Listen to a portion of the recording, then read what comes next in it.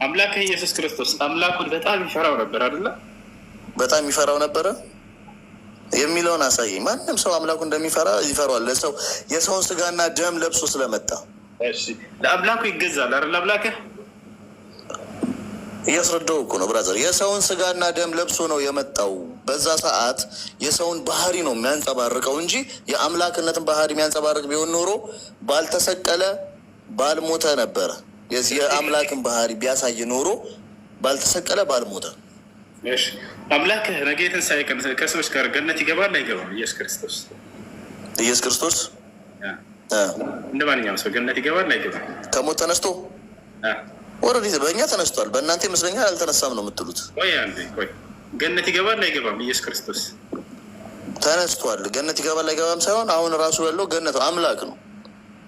አሁን ያለው ገነት ነው፣ አምላክ ነው። ምንድነው አላልኩም? አሁን ያለው የት ነው? ገነት ነው ወይንስ ከእግዚአብሔር ቀኝ ነው? አሁን ያለው አሁን አምላካችን ያለው ገነት ነው ሳይሆን ገነት ለእኛ የተዘጋጀልን ስንሞት ክርስቲያኖች የምንገባበት ቤት ነው እንጂ እሱ አይገባችን ነው። ገባ አይደለ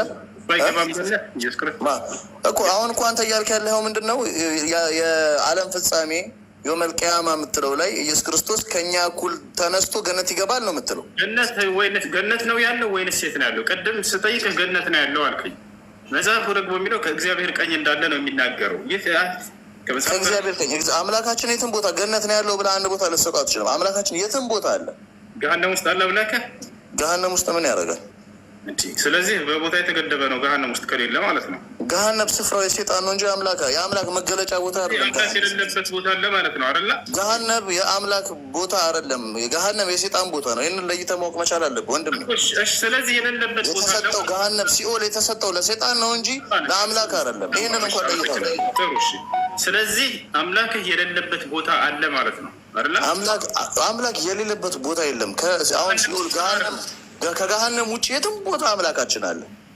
ስለዚህ ገሃነም ውስጥ የለም። ሽንት ቤት ውስጥ አለ የለም አምላክህ? ፕሊዝ በእንደዚህ አይነት መንገድ ባንወራረድ መልካም ነው። ግን አምላክ የትም ቦታ አለ። ሽንት ቤት ምንድን ነው? ሽንት ቤት የወረደ ቦታ በጣም ሽንት ቤት ምንድን ነው? ቦታ ነው አይደለ?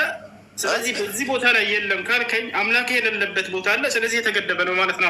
አምላክ የሌለበት ቦታ የለም። አምላክ ሁሉም ቦታ አለ። በጠራሁት ሰዓት ይሰማኛል። የትም ቦታ አለ። ሽንት ቤት ውስጥ አለ። የትም ቦታ አለ። አሜን። ጌታ ሰው ክርስቲያኖች አምላክ ሽንት ቤት ውስጥ አለ።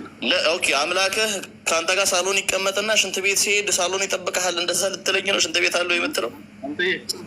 ቦታዎችን እጠቅስልሃለኝ። እዚያ ቦታ አሁን ለምሳሌ አንተ እስልምና እምነት ተከታይ ነህ፣ ጥሩ አስተሳሰብ አለ። ግን አምላክ ሽንት ቤት እንደዚህ ምናምን ብለህ ባታስብ መልካም ነው። ማለት እንደዚህ ወረድ ንግግር አልናገር። አምላክ የትም ቦታ አለ። ከአንተ ጋር የትም ቦታ ጥሎ ካሄድም የትም ቦታ አንድ ልንገርህ። አምላክ ሽንት ቤት አለ አይባልም፣ ነውር ነው። ብዙ ጊዜ ክርስቲያኖች ምን ያደርጋሉ? ልክ እንደ የማያውቁ ልጆች ያስገቡና ምን ያደርጋሉ? አለ አንተ ጋር የለም። አሁን አለ የለም ብለህ ታስባለህ ወይስ እሱ ቦታው ላይ ነው አንተ ቦታ ላይ ነው ብለህ የምታስበው? መልስ ይህን ያህል ነሳሁበት ምክንያት ልጆች ለምን መሰላችሁ? እንዲህ አይነት ጥያቄ ያነሱና ጥያቄ እዛ ገና እየተፈላሰፉ ይጠይቋቸዋል። ያስገቡና አይታችኋል። እዚያ አዋቂ ያስመስላሉ ለራሳቸው።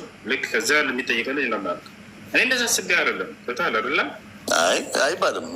እኔ በእንደዚህ አይነት መንገድ ብልህ ብዙ እንደምናደርግ የለበት አምላክ የተረገረ የተቀመጠ ነገር አለ።